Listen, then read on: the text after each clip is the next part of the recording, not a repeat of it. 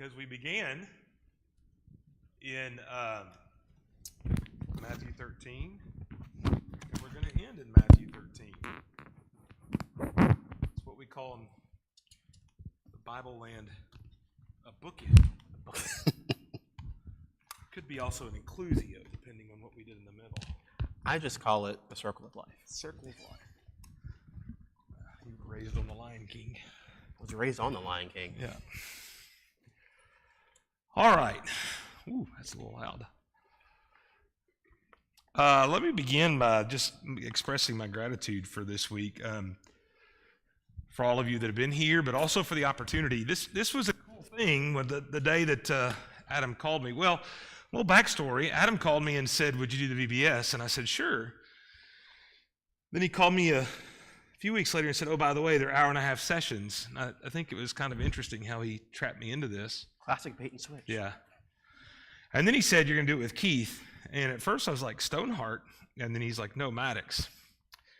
And another classic bait and switch. Yeah. But it's really cool. I had a couple of kids from where I preached yesterday come with us, and both high school boys. And I said, what I'm going to do would be like one of you and I doing a VBS in 8 years, which is pretty awesome to have one of your kids that you've taught and watched grow up and get married and all those things. And here we are at co-chairs. So really appreciative for the just the opportunity to do that. And hope we haven't bored you too much. I can always make fun of Terry more if that would be entertaining. That's true. There's plenty of material there. I'm allowed to do that. Yeah, absolutely. We are in Matthew 13, though, and we're going to talk about the parable of the soils, or the parable of the sower. And Keith and I have texted back. We've prepared a lot of stuff through text, just kind of not a lot, but we'll just say, "Hey, here's where I'm going, and that kind of stuff." And this morning I was like, "Wow, we go from these 2 days of full of stuff, and are we going to get it all in?" Which is odd when we're complaining about it being an hour and a half. To let's talk about 4 different times of dirt for an hour and a half. And there's obviously a lot more here than that, but we hope to get into that today. As always, the context is going to play a major role in what we talk about this morning. Matthew 13 is the third of 5 major discourses in the book of Matthew. What do we mean by discourse? It's a fancy preacher Bible word thing that we use. What is a discourse? Anybody? Presentation? Yeah. In this context, the idea is like a presentation, but a long speech that all goes together. Now, the first of those, what do you think the first major discourse in Matthew would be?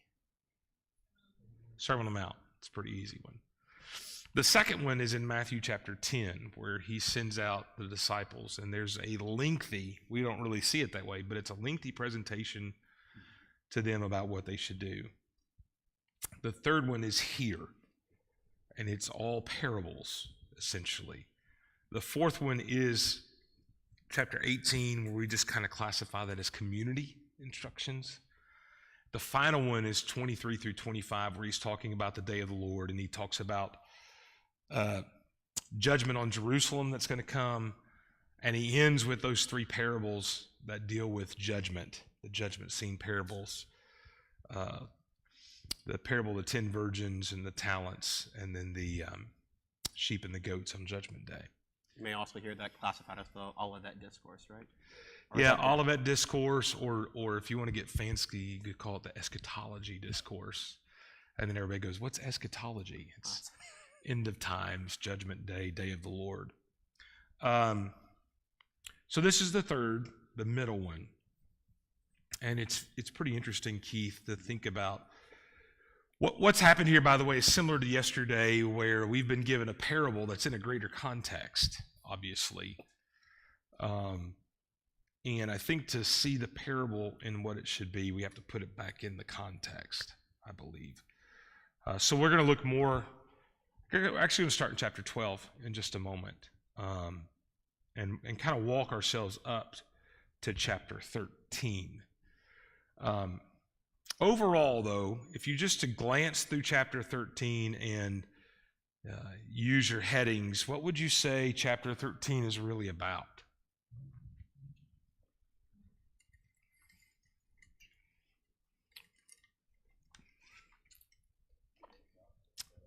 What's that? Okay, maybe. Not just the parable of sowers, I'm talking about the whole chapter 13. All of chapter 13. Kingdom of heaven.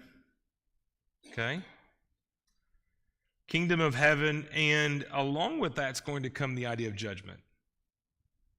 I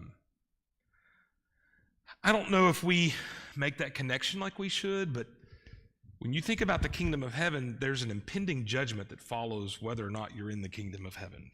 And so that's an automatic connection. By the way, I think putting that together is going to maybe help us see the parable of the soils a little differently. I think so. And make a different application, at least what Jesus is doing in the context.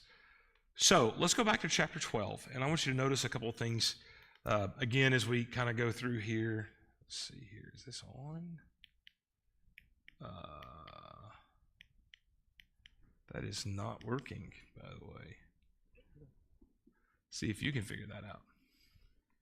My whole tech career is on the There you go. Art of Elijah. Okay. Oh, no, we're good. Remind you of your three questions. So why does Jesus tell this parable? To get that, I think we have to go back to chapter 12. In the beginning of chapter 12, the first thing that happens is, again, similar to yesterday, this trapping of Jesus. They're going through, this is the story where they're going through the grain fields and they're plucking the heads off of grains and they're accusing them of work. But Jesus makes this statement in his answer here in verse 6, because he uses David and the showbread, we talked about that on Monday, as an example of why that would be allowed. And here in verse 6, he says, something greater than the temple is here. You think that was alarming to the Jews to hear that statement? Or even sacrilegious. Yeah, blasphemous, really. Why? Why was the temple such a big deal? Okay. Represented God on earth. What did it mean to the Jews? Okay. So as long as the temple's there, what? God's there. And it really, to them, isn't so much, we would think of it, this idea of, well, they think they're saved. What it really means to them is we're still God's special people.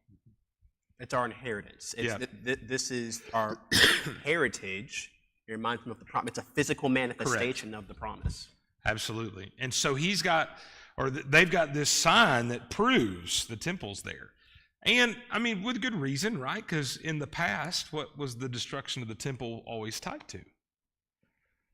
God's judgment on them. That was the final stamp of God's judgment. And even in Ezekiel, you have this apocalyptic imagery of the throne moving from the holiest of holy place slowly until it's not just outside of Jerusalem, it's on the other side of the river, carried by the messengers of God. And Ezekiel's showing God has, in essence, left Israel because of their behavior and sends them into captivity. Well, Jesus here, so this is what they cling to, and Jesus is saying something greater than the temple is here. It's pretty alarming to them. What do you think the Pharisees would have thought about that? He also, by the way, in there claims to be the Lord of the Sabbath, which is another bold claim. I didn't put that up there, but that's another bold one. So how do you think the Pharisees would have reacted to that? Blasphemy. Yeah, blasphemy. And we'll see the motivation as you kind of work through here. The next story is a man with a withered hand. And when does this happen? At the Sabbath, in a synagogue on the Sabbath day. And then it comes up with this, is it lawful to heal? And of course, Jesus traps them that if they can go rescue a sheep that falls into a hole on the Sabbath, how much more value is it to heal a man? How do the Pharisees react to that? It actually tells us here, by the way. Go ahead. They didn't like it. And it says in verse 14, they begin conspiring against him to destroy him. So then he goes out and he heals more in verse 15 and tells them not to tell. But then he also claims here to those closer to him through the prophecy of Isaiah to essentially be the one that God is sending. Then he throws out a demon. And now the Pharisees do what? They come and they accuse him of having demonic powers to throw out demons. And this is where Jesus kind of says, that makes no sense for Satan to cast out his own demons. Right. How foolish is that? So you can see this starting to spiral. Here's where it really gets interesting. So he's accused of blasphemy because here he claims to be doing this by the Spirit of God. So we have all these accusations, this interaction, this conspiracy. But then you get to verse 33, and he says, either make the tree good and its fruit good, or make the tree bad and its fruit bad, for the tree is known by its fruit. And then he turns to the Pharisees in verse 34. It's kind of memorable of, was it Matthew 23, where he goes off on the Pharisees. But here he calls them a brood of vipers. How can you speak good when you are evil? By the way, that's pretty judgmental, isn't it? So, like, only Jesus could really truly make that claim. Yeah. Like, we doubt, we kind of be taken aback if somebody. We need to be careful saying that, but Jesus can make that judgment. Exactly. Out of the abundance of the heart, the mouth speaks. What does he mean by that? Yeah. Yeah. Matthew 23, that's expanded with the imagery of the cup, right? That the outside's clean, the inside's dirty. My favorite is the whitewashed tombs. Because you had to travel to Jerusalem for the feast days, and when they did that, they would actually send people out to whitewash the tombs so that the tombs would stand out from the landscape, and you could avoid touching a tomb. Because if you touched a tomb, what did it make you? Unclean. So on the way to the feast, you didn't want to become unclean and unable to keep the feast. All the tombs were whitewashed. So here's Jesus, when all of those people are there, talking about whitewashed tombs that they've all walked by, and saying how stark and pure they are, but inside they're full of dead men's bones and they're unclean. So this is the same idea. What's in your heart is who you are. Verse 35, the good person out of his good treasure brings forth good. The evil person out of his evil treasure brings forth evil. What is Jesus accusing the Pharisees of? Being evil. He's saying you're evil. And we can talk about that, but we'll move on. And this goes immediately into the day of judgment in verse 36. People will give an account for every careless word they speak. By your words you will be justified, and by your words you will be condemned. Then this goes to the request for a sign, and the story of Jonah is mentioned. And now we have something greater than Jonah is here. A similar statement that is made. And then the return of the unclean spirit, and then we get to verse 46. We'll talk about 46 in a minute. In chapter 12, we see this rejection of Jesus. We see the rejection of what he's trying to teach them. We see him making bold statements that is saying, essentially, I'm the fulfillment of these things that you've been looking for. When he says something greater than simple here, something greater than Jonah here, that's what he's saying. When he's quoting the prophet Isaiah to the people in the middle of the chapter, that's what he's saying. And of course, the Pharisees are starting to see the impact he's having and starting to see the statements he's making.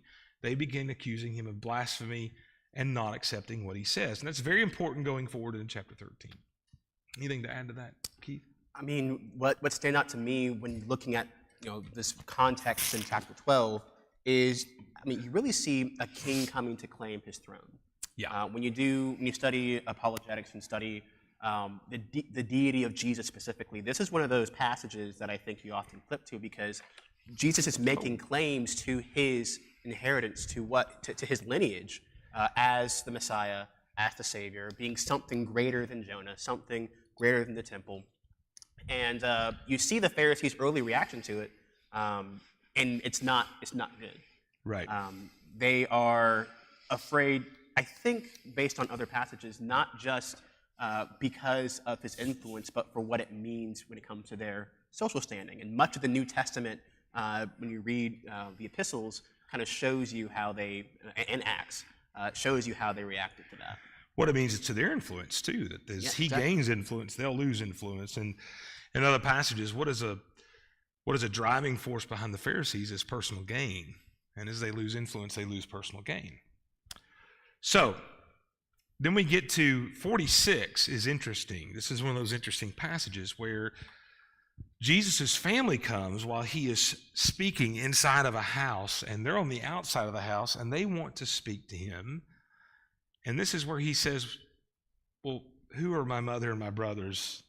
These people are my family. And in a sense, there's a part of this where Jesus is kind of drawing the line on his family. But there is an opening here. As long as his family does the will of his Father, they're still his family as well. One of the interesting things about the study of Jesus, and one of the greatest apologetics for Jesus, I believe, is his brother James, who rejects him, and yet post-resurrection fully believes, which is a whole lesson on the power of the resurrection, truly. Amen to that. What is interesting is that I was talking about bookends earlier, that's kind of was a hint, because at the end of chapter 13, if you go to where Jesus here in verse 53, when he's finished this, he goes away. Verse 54, comes to his hometown, taught them in their synagogues that they were astonished. Where did this man get this wisdom, these mighty works? Is not this the carpenter's son? Is not his mother called Mary? And are not his brothers James, Joseph, Simon, Judas? Are not all his sisters with us? When did this man get all these things? And they took offense at him. And Jesus says, a prophet's not without honor except in his hometown and his own household. You have these two familial kind of texts bookending what Jesus does here. And it's interesting that he goes home and teaches essentially what he teaches in chapter 13. And he's rejected because of his family, where we see the rejection of his family by Jesus before this discourse. It makes an interesting bookend and kind of some symmetry. That gets us to chapter 13. But the answer to the why, before we get to that, really I think is found in chapter 12. Why Jesus goes not just about the parable of the soils, but all of chapter 13, because there's this, as Keith has said, this public rejection of Jesus now and this conspiracy to destroy him that's becoming more clear. And so Jesus is going to respond to that. And we talked a little bit about why he uses parables. We'll look at that more this morning. And all of that connects back to chapter 12 and the rejection of the Pharisees. And how interesting is it that in the parable of the soils, which we read earlier with Adam, that fourth soil focuses on fruit, and Jesus has just said what about the Pharisees? Either a tree is good or a tree is bad based on the fruit of the tree. And so you see immediately that there is a connection here in what is going on. And he really gives them nowhere to hide. He's set up that tree example, that tree parable, and then makes the points. It kind of reminds me of the parable of the lost son, honestly. He sets it up and then gives them nowhere to turn, and they have to confront again what it is that they're doing. Mm-hmm. Jesus probably knows the boundary that they're up to behind the scenes, and they've got to make the choice. And again, we've talked about it this whole time together in VBS. They make the wrong choice. Yeah. By the way, what are the Pharisees and the Jews looking for in a Messiah? What was the expectation? Yeah. An earthly kingdom. Physical. Mm-hmm. War. Triumph. Yeah. Victory, war, victory, overthrow of an empire, reestablishment of the throne of David in their own physical, earthly kingdom. Now, in chapter 13, Jesus really turns that upside down. And one of the things to see, wrong button again, is that with this growing hostility towards Jesus and Jesus having just condemned, one of the things that's interesting is in verse 13, and this is one of those little things that we wouldn't get. In fact, we see this as different. But Jesus goes out of the house and sits beside the sea. The idea there in verse 2 is he even gets in a boat and sits down, and the people gather. It's like an inlet, from what we could tell. The people gather there. It was actually the common thing for teachers to sit down to teach.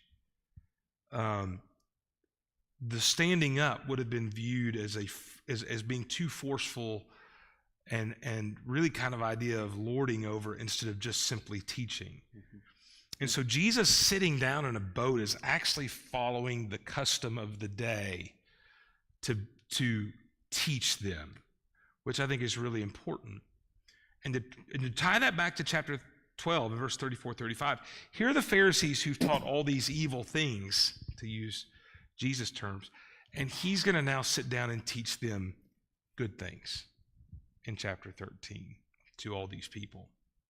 And so that gets us, that really explains the why, I think, and that gets us to the what. Now, there's a sense where we could just focus on verses 1 through 9 and the parable of the soils, and we could do that. But now, I want us to see the greater context because, first off, we've all been through that class on the parable of the soils, right? And we'll talk about it here in a little bit, but we've all done that before. I want us to plug it back into the context. I know it's hard to see, and I apologize, but it's the best we could do to get it in there. I hope the colors would help. But here's another chiastic structure, this time of Matthew 13. And I think it's powerful to see. We looked at a chiastic, but there is some comparison between these two and some symmetry. What also makes them interesting, and this is the chart, but I'm going to put it up in two different places, but if you could see there's a different color halfway, and that color differentiation is for this purpose. In chapter 13, the first half of the chapter, he speaks to the crowds from the boat, and the second half of the chapter, he speaks to the disciples inside the house. They go back in the house, and it's just him and the disciples. And so if we blow that up and look at the outside, we'll see some symmetry. The sower, the parable we're going to look at, is that the heart of the hearer determines the response to Jesus. And few are going to understand that message, and we'll talk about that more in depth in a minute. Then the weeds and the tares is that Satan purposely sows deception so that impersonators among those will respond. Some will be impersonators among those who are disciples. And the idea that within the following of Jesus, they're going to be unfaithful disciples, wolves in sheep clothing, if you will. Then we get to the tiny seed and the leaven. The tiny seed is that there's a small beginning, but it grows large. And the leaven is that, leaven, you can't really see it acting, so it's more of a hidden process. And you go back inside, and then you have the treasure taught to the disciples here in verse 44, the pearl of great price. So these talking about joy and value, the dragnet or fishnet, that many are called and few are chosen. Now, if you start trying to do the chiasm backwards, think about that. That story of the weeds and tares is that there are many within that are false disciples. Here is that many are called and few are chosen. That there's going to be a lot the message goes out to, but only a few accept it. And the householder, the one who understands the old and the new. It begins with understanding, and ends with understanding. As you work your way back, you see this kind of chiastic structuring between all of these different parables. What you see in these parables is an emphasis on the kingdom, an emphasis on who's in the kingdom, and the emphasis on that the kingdom's not what they expect it will be. So think about it. They don't expect the kingdom to start small and grow large over time. They want an overnight victory. They want God's Messiah to come in and amass an army, maybe even a host of heavenly soldiers, like in the days of Elisha, and come in and wipe out Rome and re-secure the temple and the palace and put the throne. But what these parables say is that it's not going to be anything like that at all. It's going to be small. It's going to be hidden. It's going to be something that the effects are going to be well after when these people expect it to be. Now, by the way, what makes this chapter easier for us is what? We're 2,000 years later. It's easy to see the fulfillment. It's kind of hard for us sometimes to put ourselves in their shoes and try to think about what is being said here. When you think about what they're looking for versus what Jesus is going to give them, that starts to help us understand, I think, the parable of the soils a lot better. And again, we don't think in that context when we think about the parable of the soils. What do we think about in the parable of the soils?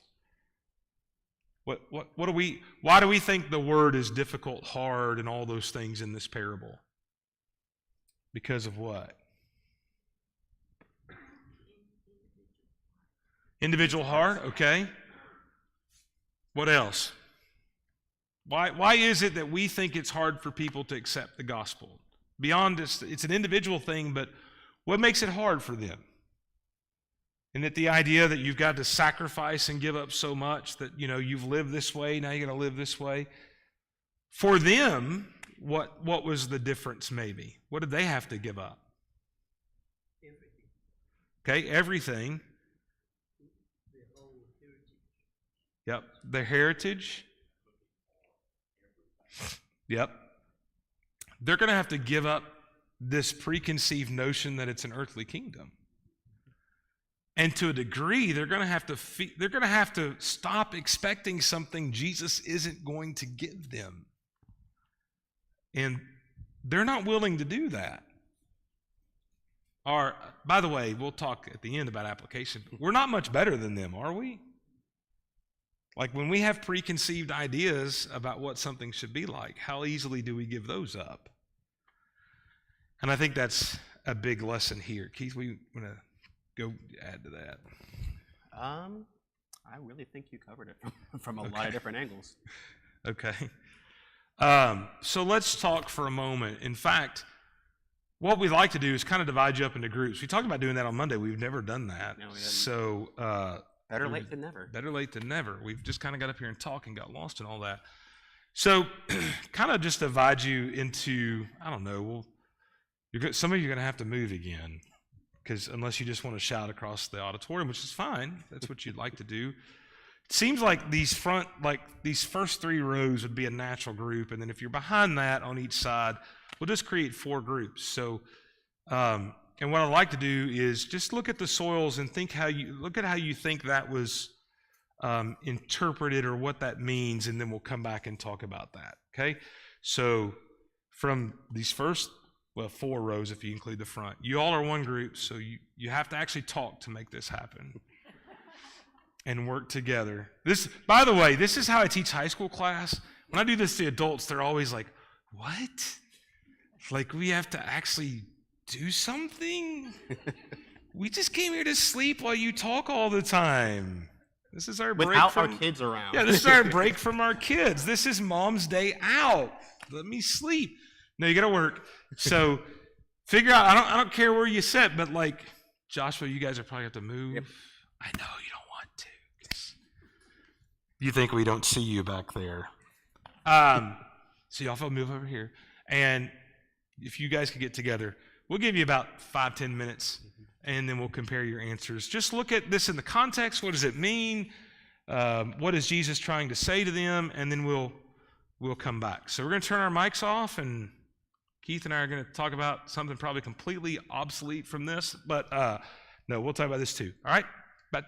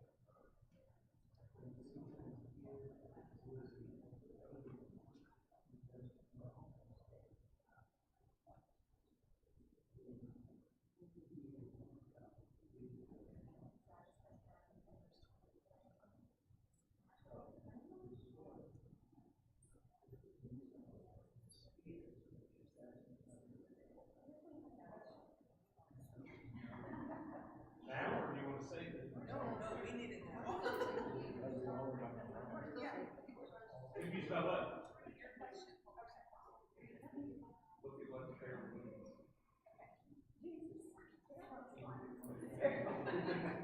Well, what does it mean in the context? It does, but go a little deeper into what he said.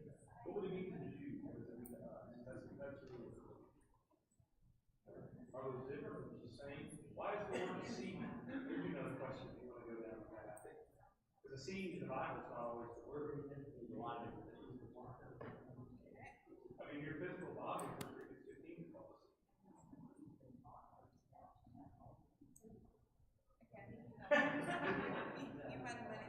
I can muddy the water, but I can talk for 10 minutes for sure.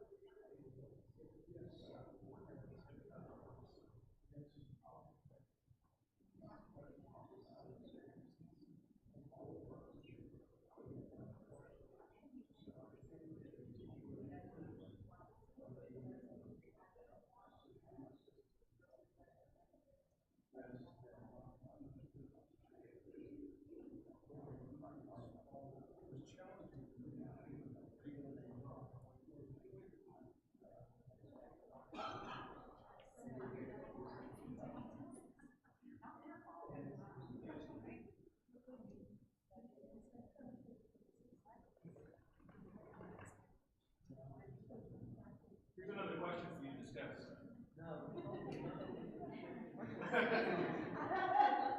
This is the unlucky group that got a preacher over here. So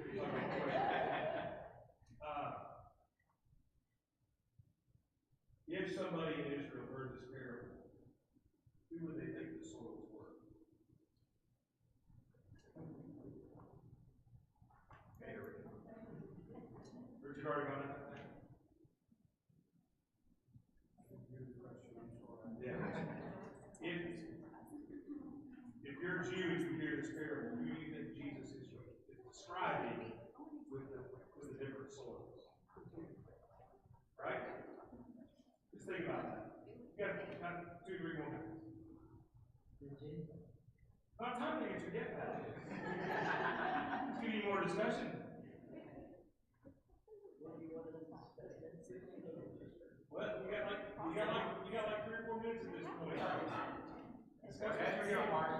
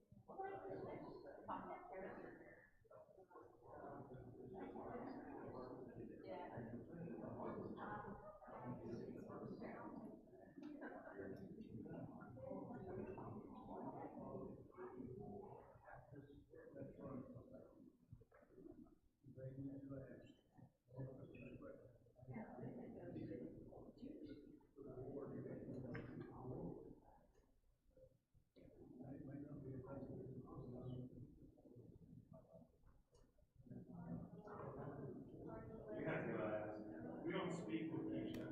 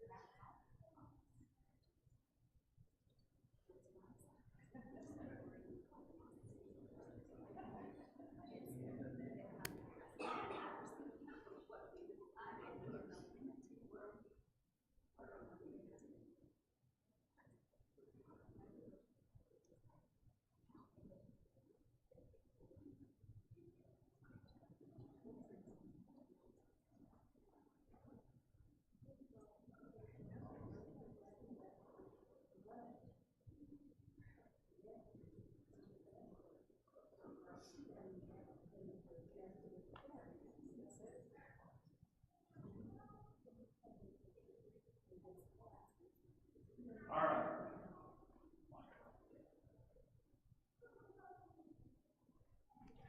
Okay. Ooh, there we go. That's way louder. There we go. I need one of these at home. All right. What'd you come up with? What you got?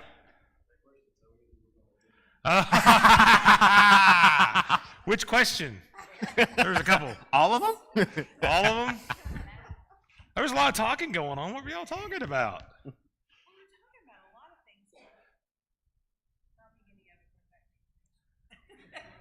Now I'm even more curious Yeah, about what you you're talking about. you gotta tell us now. Now I at this really point. want to know.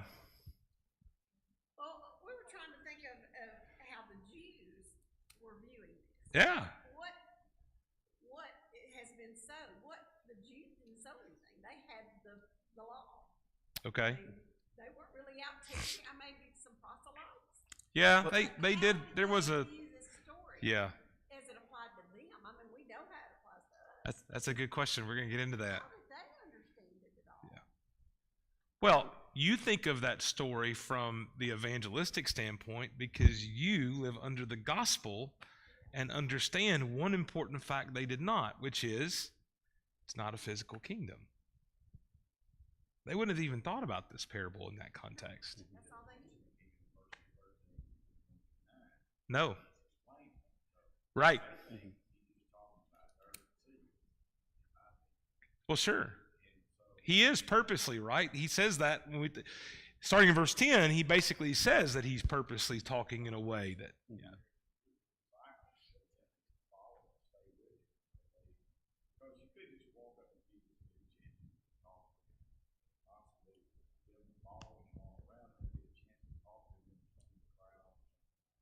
Yeah. Remember I said this, yeah. Remember I said that we showed here that there's two different groups. And in that, the one thing that makes it a little difficult is there is this explanation of the sower that seems like it probably happens in the house later, but as Matthew puts it right there, that would be my understanding. But you have an address to the crowd at large, and then you have a conversation with the disciples inside the house. That's going to be very important in a moment.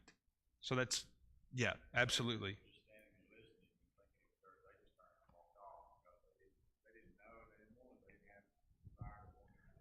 Yeah, what is interesting is, I don't know how many of them walked off because he draws such crowds. I think sometimes they're there to see what he's going to do next, even when they don't understand. And also, by the way, everybody loves a good train wreck, right? Right. So bad you can't take your eyes away kind of thing. If I got to tell you, there's a part of me that if I was there, I would just be there to see what happened between Jesus and the Pharisees next. They didn't have because that's pretty public stuff going on. I want to be there to see the next, like a better term, fight. Sabbath morning cartoons, right? Except yeah, absolutely. Pretty rough with each other. Yeah, yeah. But if they were going to be arrogant about it, the Pharisees would definitely do it. Sure. What'd y'all get? Well, it's the first question. I mean, the second question I just asked, they would think of the Gentiles. Okay. They had the law. They were God's people. They had the temple. Yes, they had everything. They were grounded in what the law said. Mm-hmm. So I've never heard that question before. Right. Sure. That's my answer. And with regard to the other one about the parable itself, Jesus gives his explanation. He does. And all of them hear the same thing. But there's different levels of understanding and acceptance. Yep. And because of that lack of understanding of the first thing, they lose their faith. Yep. It's only the fourth group who hear and understand and bear fruit. Okay. And then I raised the question with them, did the other three bear fruit? That's a good question because the way that it's written, one of the things that's interesting is one of them never takes root. One of them never has stable root. One of them takes root and grows for a period of time and is choked out. There are 4 distinct stages of growth in this parable. And I don't know about how, if the third perhaps provided some fruit and the fourth provides much fruit. I'm not sure about that. I'm not sure that it's has great depth to the story either because of what Jesus is trying to get across. I want to read to you because I think this is one of the interesting things. In you all's question about they wouldn't have seen this as the gospel and teaching. Here's a passage from Isaiah 32, starting in verse 14. Actually, verse 12. Beat your breast for the pleasant fields, for the fruitful vine, for the soil of my people growing up in thorns and briars. Yes, for all the joyous houses in the exultant city. For the places forsaken, the populous city deserted. The hill and the watchtower will become dens forever, a joy of wild donkeys, a pasture of flocks. Verse 15, until the Spirit is poured out upon us from on high, and the wilderness becomes a fruitful field, and the fruitful field is deemed a forest. Then justice will dwell in the wilderness, and righteousness abide in the fruitful field. And the effects of righteousness will be peace, and the result of righteousness, quietness and trust forever. My people will abide in a peaceful habitation, in secure dwellings and in quiet resting places, and it will hail when the forest falls down, and the city will be utterly laid low. Happy are you who sow beside all waters, who let the feet of the ox and the donkey range free. Pretty poetic and symbolic, but let me break down what's going on here. This is a description of Israel. They would have seen that as such. That what began as an exultant, fruitful city and land has become then a wilderness void of life except for wild animals that are running free. And when the Spirit is poured out and comes back, or poured out upon the land, there is a restoration of the land, and now it becomes once again a fruitful land that produces greatly and has security and peace and joy and righteousness. There are more than one passage that deal with this idea of a barren place having the Spirit poured out upon it and coming back to life. This one has a very much of a seed-sowing, fruit-bearing kind of place. Another area that's like that is Ezekiel 37, where instead of dry land and fruit being born, it's dry bones brought back to life by the Spirit. Now, coincidentally enough, all these passages, this is kind of side note bonus material, all these passages deal with the Spirit's return, or the Spirit being poured out, and this restoration of God's covenant, God's covenant, and how it goes from this barren land to this fruitful place. And part of that is the restoration of God's covenant with his people, but God's people then receive the blessings of the covenant. And in Joel 2, that's tied together to the idea that your sons and daughters will prophesy, your old men will see visions, your young men will see dreams.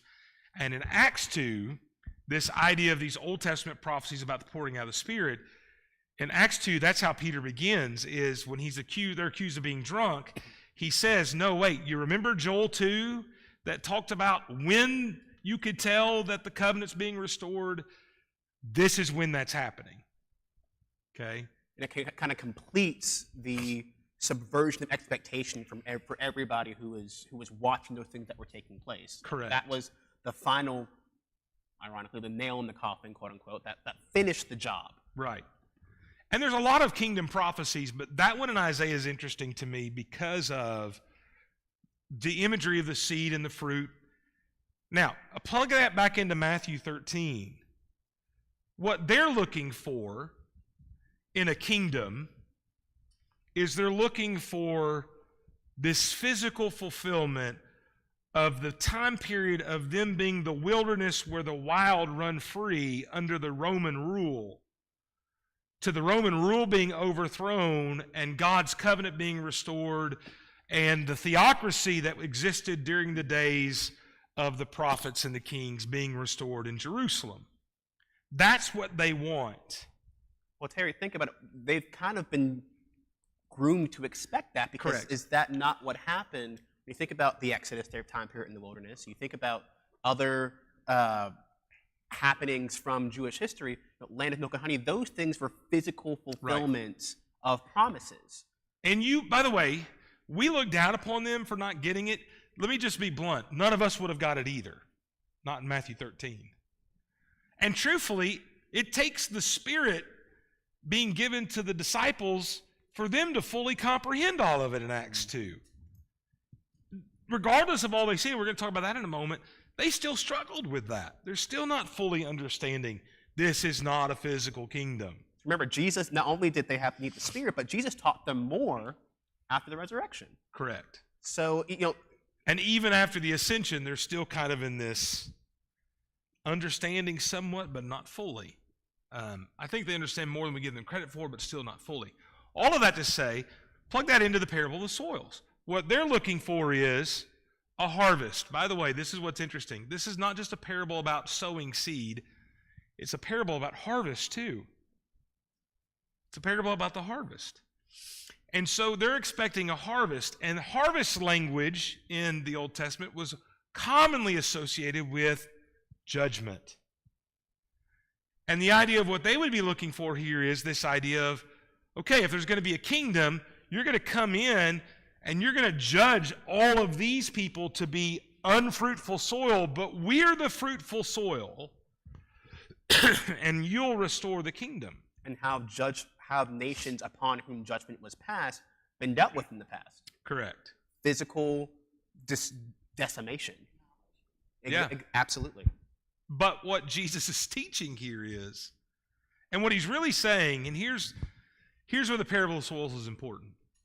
Matthew 12, there is this, I am here, greater than a temple, greater than Jonah. I am the fulfillment of the prophecy, but don't tell anybody. We're going to kill you.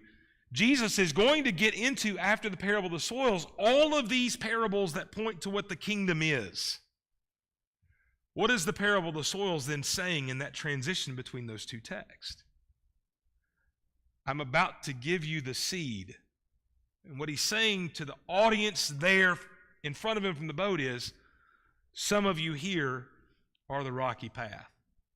And some of you here are going to hear, but you are not the rocky path, you're the stony ground. Or you're the ones who will be choked out by thorns. By the way, that accurately describes the multitudes that follow Jesus. I mean, after this point, there's going to be large crowds that follow Jesus. There's going to be people, to your point, Keith, that are the rocky ground that when he gets done saying this, I don't care about this, I'm going to walk away. There's going to be people who follow away. There's going to be people who follow maybe even to the cross. But for them, by the way, we think about cares of this world, the thorns and thistles choking them out. We think about things like finances and family issues. One of the things for them would have been the nature of the kingdom. That would have been a care of this world that would have choked them out.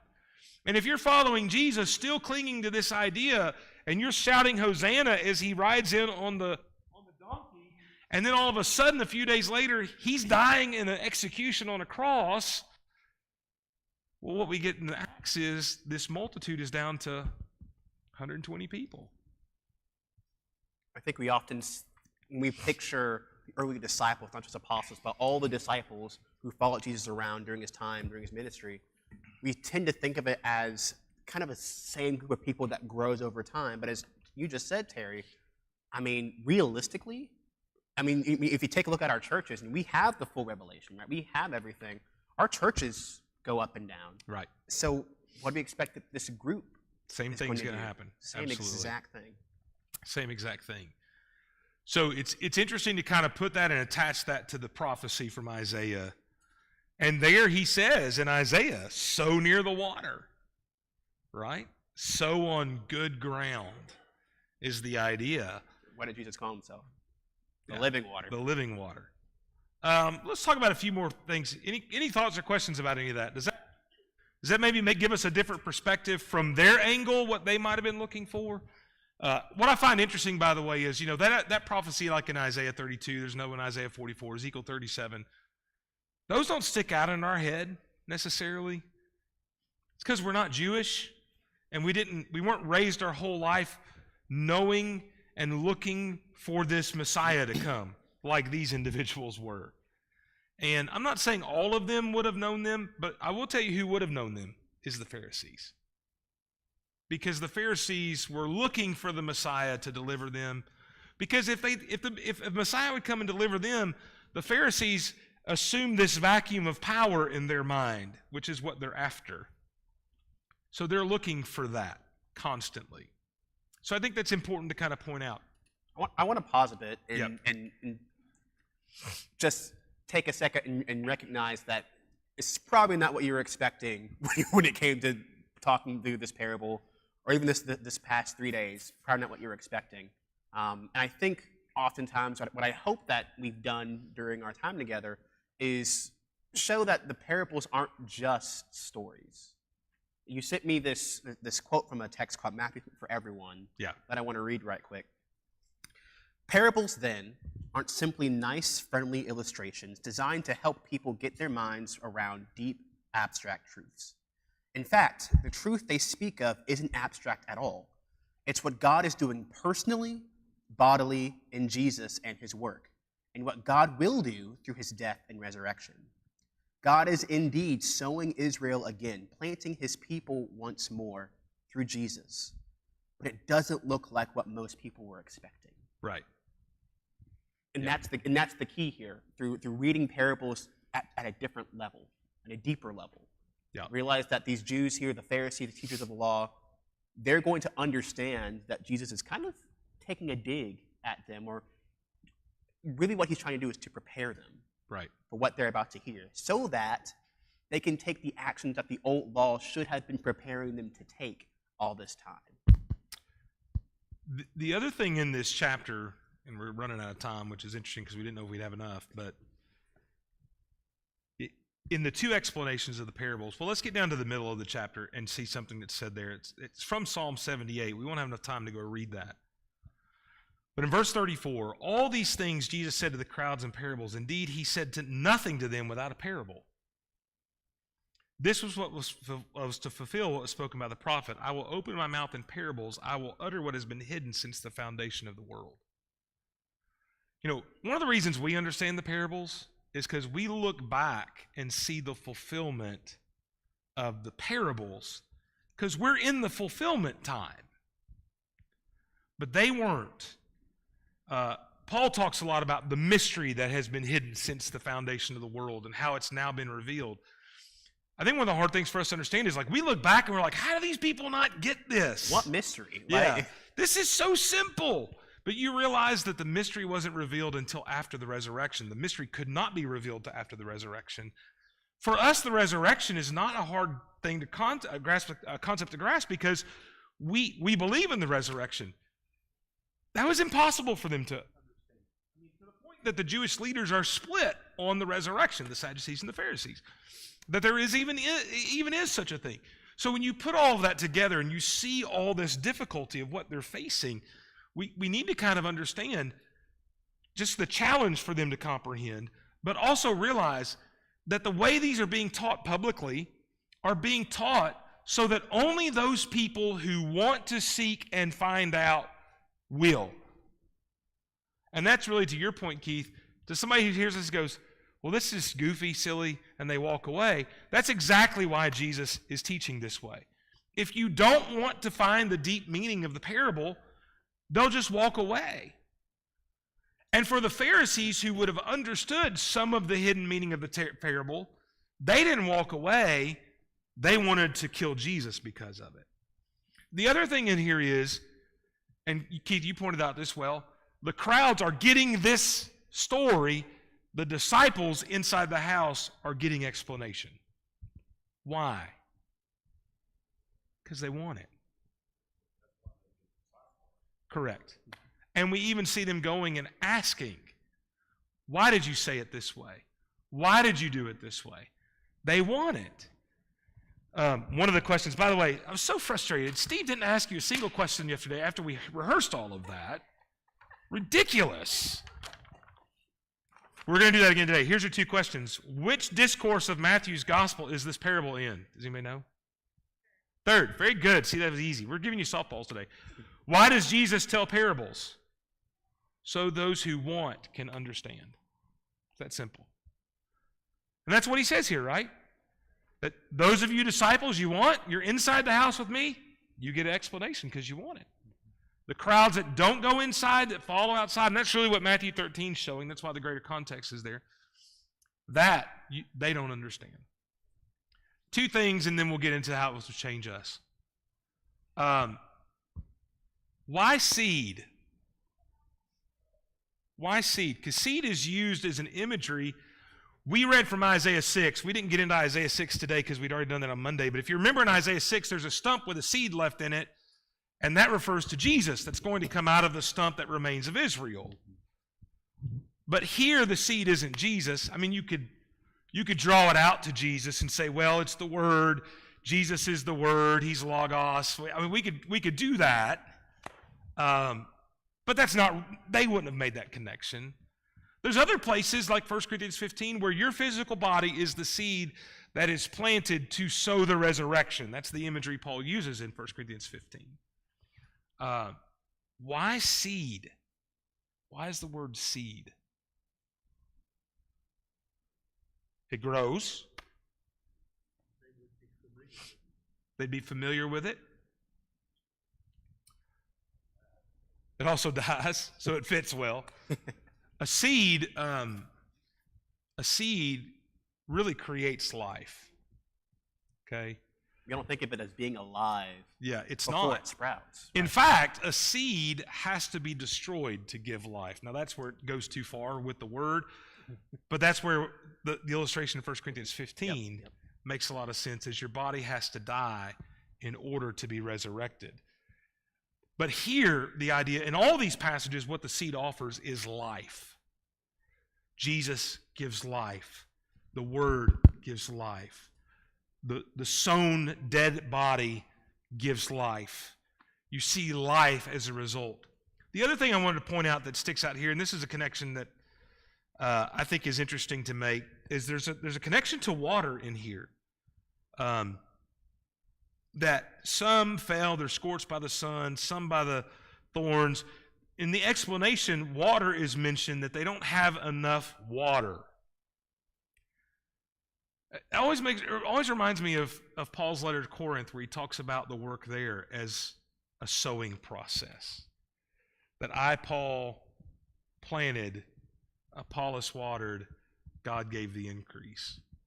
No doubt, when we talk about, and we're going to get to that, what it should change about us, the application for us, I think, is a little different than the application for the Jews. For them, Jesus was saying, you're not going to accept what I'm about to say. What makes this a little different for us is,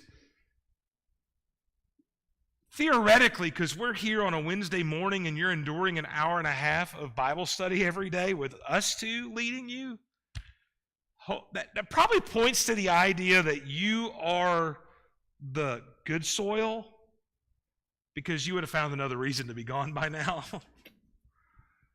And so in that sense, there's a very real way that this applies to us as the sowers today. And that gets to us understanding, well, it's our job to sow. It's our job to share the word. That's not what Jesus, by the way, was teaching them.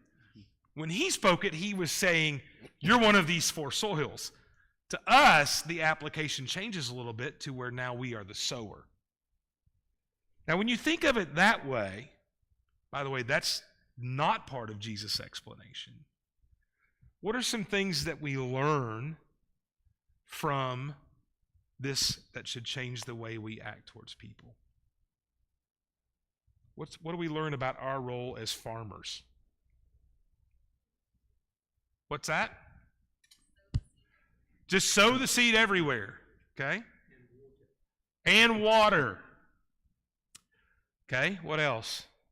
Anything else?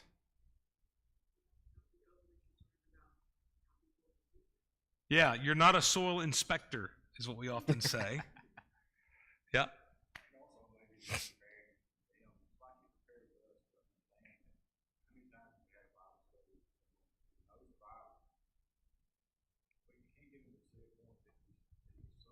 Yeah.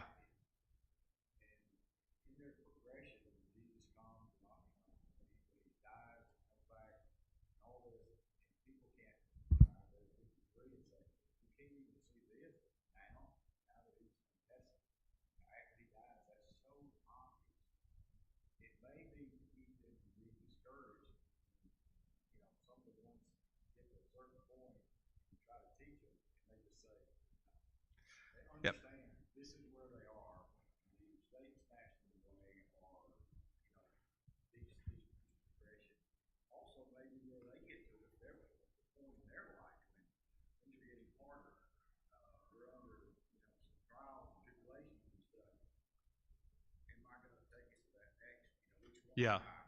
When it gets tough, don't let the thorns choke you out.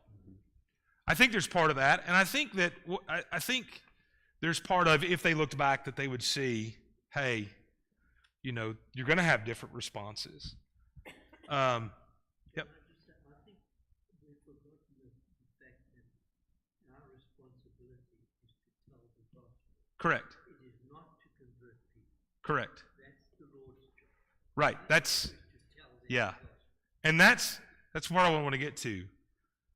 Our job, first off, is to sow the seed, period. Here's the hard thing to remember about evangelism, and preachers are really bad about this. Because we live in a corporate-based, consumer-based society. Churches are really bad about this. The first thing is, because the preacher's paid, it's really his responsibility to do evangelism, which is not true. Secondly, we judge his success based on what? Numbers. And he's going to achieve numbers in one of two ways. One is by stealing sheep from another flock. Not good. Okay. That happens. Okay. We had somebody visit the other day. They tend somewhere else, and I was like, not going to recruit you. But if you come here, we'll welcome you. Like, I'm not going to do that. But, so it's either numbers on the attendance board or how many times he uses the baptistry in a year. Guess what successful evangelism is? Anytime the gospel's taught, that's successful evangelism, regardless of the response. Anytime it's taught, period. Nowhere in here, by the way, does Jesus in the parable criticize the farmer for sowing the seed everywhere. By the way, they would have thought that was weird. You don't sow seed on the path next to the field. And you don't sow seed among the rocks. Like, those who did understand this would have gone, That's the dumbest farmer I've ever heard of in my life. He's just wasting his seed. And it wasn't cheap either. Yeah, and Jesus is saying, no, just cast the seed. Our job, and to that point, when it comes to evangelism, our job is to share the good news about Jesus, period. Evangelism is not telling people how great the Church of Christ is. Okay? Because if we're not careful, we evangelize more to our heritage than we do to Jesus. I've known people in Bible studies, or I've heard sermons where Jesus didn't come up once, but instrumental music, all the heritage questions. And I'm not saying those things don't have to be taught eventually and discussed, but salvation is about knowing Jesus, period. Yes? So I see this kind of as twofold, and you tell me if I'm wrong.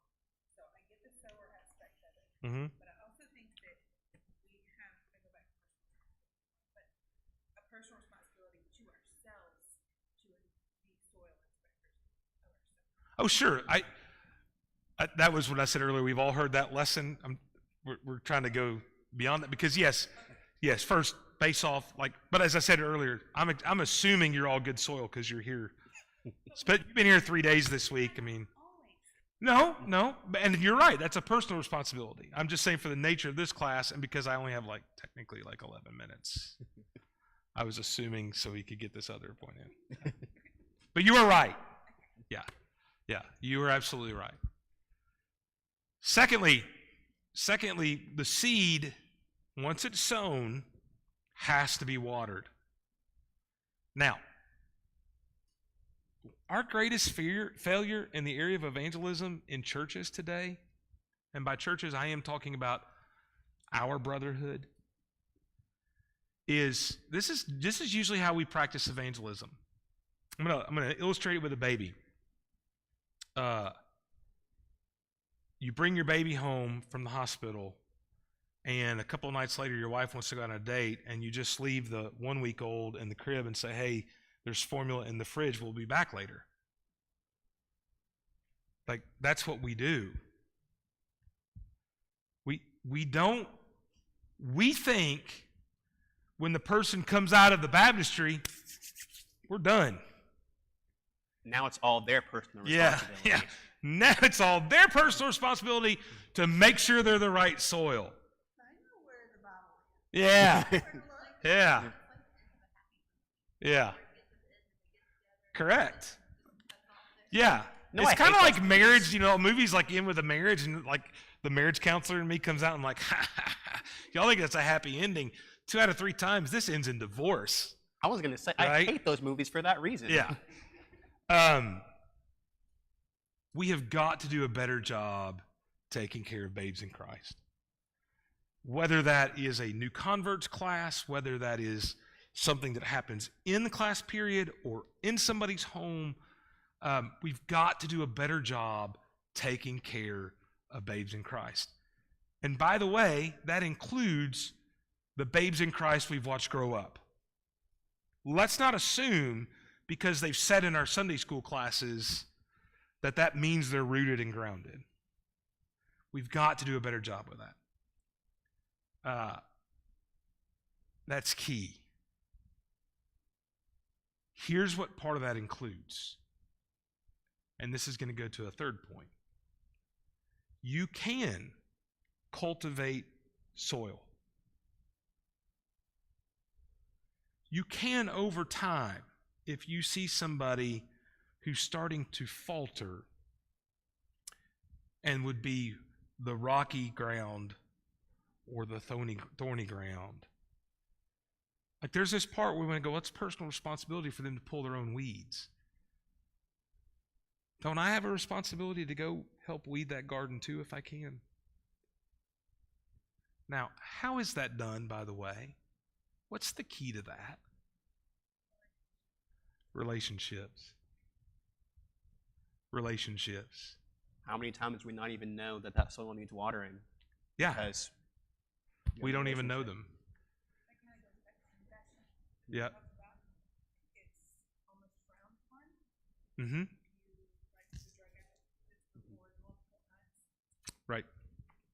Here's the thing that I think is one of the most important aspects of any church and any fellowship is to maintain real relationships. And what I mean by that is outside of the walls of the assembly.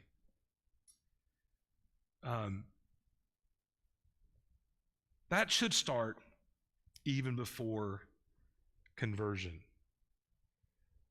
I can't tell you the number of people I've seen baptized over the years who get out of the waters and never come back because there was never a relationship truly. But I can give you lists of names of people that relationships were developed, and those relationships were strong before they ever were baptized. And the relationships is exactly what keeps them. By the way, that's God's design. When somebody is unrepentant and unfaithful and defiant to God, and it brings division, false teaching, shame, and reproach upon the church, what is it that is the solution to that to get them to come back? Losing the relationship. Do you know why church discipline doesn't work today? There's no relationship to miss with those people. I mean, when the guy hasn't been to church in 2 years and you withdraw from him as a way of just purging your directory, he's not going to come back because there's no relationship to miss. Relationships, relationships, relationships. You go teach somebody and they're the pathway and they don't accept it, that doesn't mean you walk away from them. Cultivate that ground. Build a relationship and take another shot. You teach somebody, but they immediately start to fall away. They're rocky ground. Cultivate that ground. Build a relationship. And keep sowing. Keep sowing at the same time. By the way, what is the number one way to build a relationship with other people? Number one way to build a relationship with others. You know what the best way is? Bring them into your home. Bring them into your house. Isn't it different? If I ask you to go out to eat, that's one level. But when I bring you into my house to eat, that's a whole different thing. And when I keep bringing you into my house And letting you see my messy dining and room. here's the thing in my house is too, by the way, like we don't put on a show. I have literally, when everybody's home, I have 7 people in my house. 2 people over 75, my father-in-law and my mother. Yes, that's weird. 3 kids, and me and my wife teaches full time. You show up at my house today, what you're going to find is my daughter's going to college, has decided the dining room is her transitional packing space. None of it is packed. And there's going to be laundry thrown on the dining room table because that's where we fold clothes. There's going to be 3 boxes of supplies for my mom in the living room. And oh, by the way, what I didn't tell you is my mom basically lives in the living room in her chair because the bed's uncomfortable. You walk into my house, that's what you're going to see. And I don't care about that because that's who we are. That's what the Francis family is. 2 years ago, the hurricane came through and our basement flooded. The floor has never been replaced because we still haven't figured out how to keep it from flooding. Go in my basement and watch a movie, you can walk on concrete floor. Just how it is. You get the whole picture, right? But you know what? If I'm willing to be that around you, there's no pretenses, there's none of that kind of stuff. Just going to be real. All of a sudden that tells you I'm interested in a different kind of relationship. I'm not putting on a show. One of the people I would tell you that took a long time of building a relationship with to get him to obey is Keith's brother. It took months to tear down his walls to get Randall to accept the gospel. Raised in the church, okay? Took months for that to happen. Keith knows years. that. Years. Years. But that's key to all of that. Because we were over your house all the time. All the time. We were over other friends' house. Yeah. All the time. So relationships, watering. And at the end of the day, here's the most important thing to remember. If there's growth, it is always because of God. God, back to 1 Corinthians, God gave the increase. I planted, Apollos watered, but God's the one that made this happen. God gives the increase. We are nothing, He is everything. Absolutely. And everything we do, by the way, is to the glorification of God. That's the whole purpose. Everything we do is for that purpose. By the way, I'll end with this. I think sometimes we think that the whole world is filled with just rocky ground and nobody cares. That's just a lie. There's still good ground out there. There's a lot of good ground out there. Is there more bad ground than good ground? Well, yeah, that's what Jesus said. How you going to find the good ground? Throw seed. Terry mentioned on Monday that I work in tech, and as you can imagine, that's probably one of the more hostile areas to working when it comes to the gospel. But you know what I see when I look at my coworkers and the people that I interact with on a daily basis? I see people who are hit by the trials of life just like any of us are, and they need the gospel. Yeah. They need answers. They don't know that it's coming from the gospel. You know, if they see a Bible, they'll run away from it. Yeah. But they need just like Right. regular soil does. Yep, absolutely. Thanks for the week. It's been great. We got about 10 minutes till the kids come back, so you need time to kind of stretch your legs, maybe go to the restroom, move seats, and we just appreciate all your participation. It's been fantastic. Don't forget your 2 questions. Yes. Third discourse, talked in parables so that those who want to understand can understand. Make us look good. There's no guarantee he's even going to let you do this, but we want to be prepared.